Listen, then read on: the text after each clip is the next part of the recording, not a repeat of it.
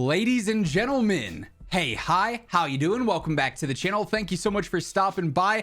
It is somehow once again an update day here in Blackout 7 and WARZONE. This is now the third time this week. Back on Tuesday, we had a surprise update drop with a handful of patch notes and adjustments and changes.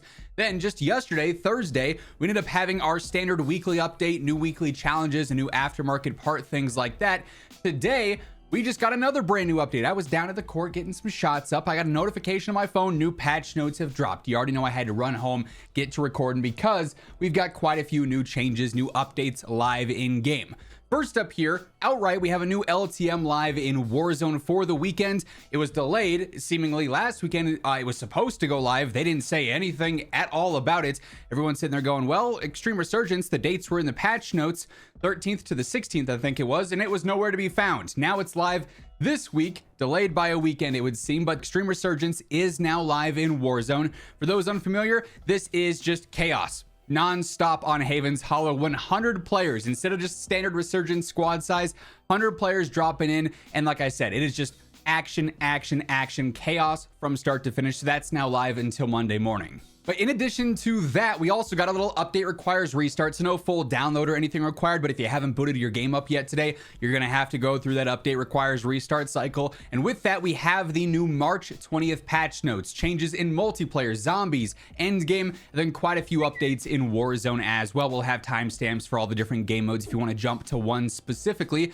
In multiplayer though, firing range, they addressed an issue that would allow players to exit the intended playable area so you can't get out of the map anymore on firing range.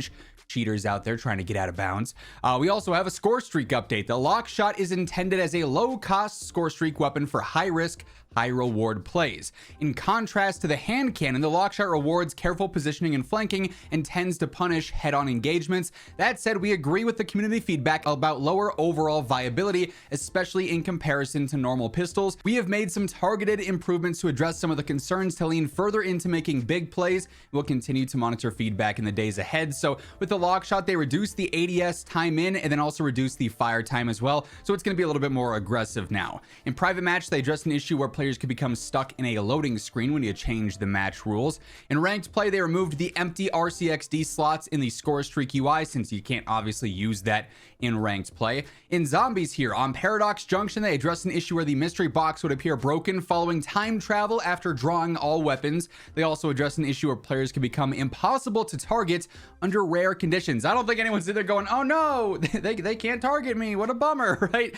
So they did go through and they fixed that. With support, players can now take damage while using the Disciple Injection as intended. With challenges, address an issue where a specific Dark Ops challenge could be granted without actually doing the Dark Ops challenge. They also addressed an issue where some challenge rewards could be obtainable through the mystery box that was not intended. Then in in-game, only one update here. Switching operators no longer removes the exotic ability of an exotic weapon crafted at the exotic fabricator. So they did go through and they fixed that. Now let's jump over to the Warzone patch notes. So we actually do have quite a few interesting updates here and a few insights from the devs as well. Keep in mind as we're going through all the updates, all the changes here, if you guys enjoy the video, you find the information helpful, do me a favor, drop a like. It's always seriously appreciated. It's a great way to help grow the channel. Share the video around to new viewers and keep more players informed. That of course is the ultimate goal here at the end of the day. And if you guys are new to the channel, you want to make sure you're always informed with everything going on in COD, be sure to hit that subscribe button and turn on those post notifications. As for today's update, first up, we got some gameplay changes with Black Ops Royale. They are finally addressing the wingsuit controls. This has been a hot topic so far. It's basically night and day. If you're using the wingsuit on keyboard and mouse versus controller, like KBM just can't wingsuit properly. With this, adjustments are planned for Season 3 to improve wingsuit behavior on mouse and keyboard, allowing forward input to function more similarly to maintaining a level stick position on controllers. So good news, bad news scenario. Good news, they're gonna fix this so keyboard and mouse players have an equal opportunity with the wingsuit. Bad news is you're gonna have to wait until Season 3, which is like the 1st or 2nd day of April most likely. With this, they say we've definitely seen concerns regarding wingsuit controls on mouse and keyboard.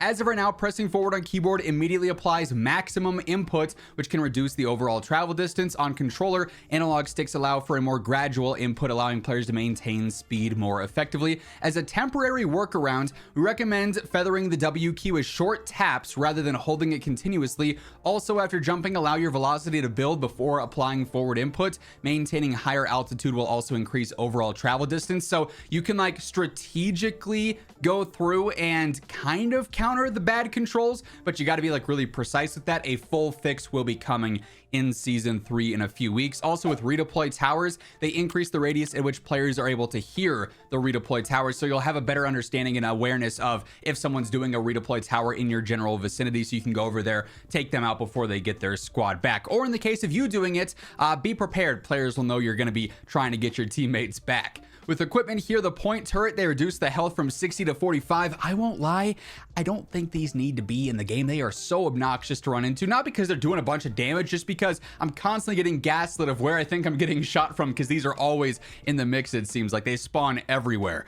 With the stim shot, they reduce the movement speed bonus from 8% to 6% and increase the duration from 3 to 4. They say, with the addition of several movement-based perks, we're adjusting stim shot to better align with the overall movement speeds. This change opens up more room for build diversity and experimentation, so a slight nerf there to the stim shot. With concussion grenades, increase the maximum stun duration from 1.15 seconds up to 1.2 seconds, so those will last a little bit longer now. With perks here, reactive armor, they removed the EMP effect.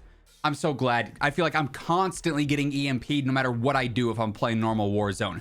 With the removal of Cold-Blooded, the EMP effect no longer had a clear counter. The regenerative aspect of it remains the core identity of the perk. We believe it stands strong on its own. The EMP effect could also feel oppressive and difficult to predict, so it has been removed. You won't get spammed with that EMP flash constantly now whenever you're taking out enemies, especially in Resurgence. Like on Rebirth, I just feel like I was 24/7 EMP'd when I was running through prison and stuff. It was kind of ridiculous.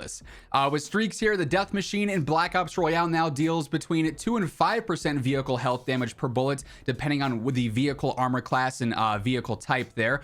In Resurgence, Smokescreen now deploys in a line parallel to the player's facing direction, so you can kind of get some context clues on that. Initial impact now occurs at the targeted location, then continues forward for 5 impacts. They also reduce the deployment delay by about half there. With UI and UX, the trauma kit over health is now visible to squad mates in the squad widget.